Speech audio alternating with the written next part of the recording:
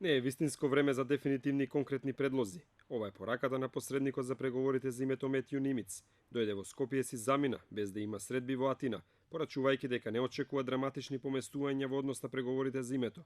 За поранешниот амбасадор во Атина Љупчо Арсовски, потрошени се сите политички ресурси за решавање на спорот за името и потребен е нов пристап. Се чини дека овој спор, кој трае веќе речиси 2,5 децении, ги искористи сите можности да биде наметнато како политичко прашање. Сите тие прашања од аспект на од политички аспект веќе не постојат, не постои опасност од север, не постои редентизам, тоа го потврди и грчката страна, што значи дека ова прашање очигледно дека треба да добие нов импулс, нова димензија во начинот на решавањето. Иднината на спорот за името Арсовски не ја гледа пред политичките, туку пред правните институции. Овој тек на разговори на ваков начин може да оди во недоглед и тој треба честно да го врати мандатот, да ги извести Обединетите нации дека двете страни не можат да дојдат до заедничко решение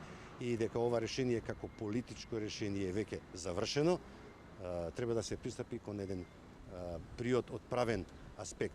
Тука е и одлуката на Хаг, дека ние како земја ги исполнуваме сите услови и не можеме да наштетиме на ниту еден сосед, што говори и во нашиот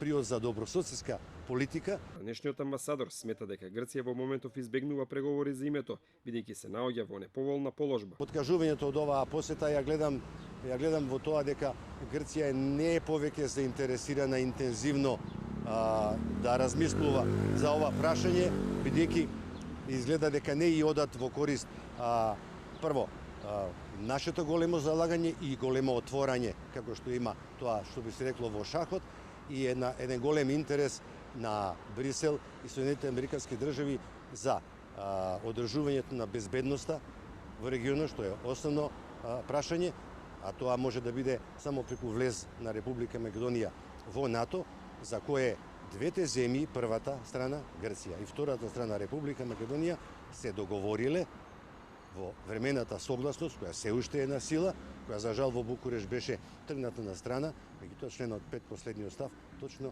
ја прецизира постапката за наш прием во овие две организации. Грчките медиуми деновиве го пренесуваат ставот на Арсовски во однос на прашањето за името. Имаме примери кај самата Грција. Да, во одредени организации се ево како Грција, како Хелас, како Хеленик Репаблик и така натаму, што значи тука ја гледам можноста за едно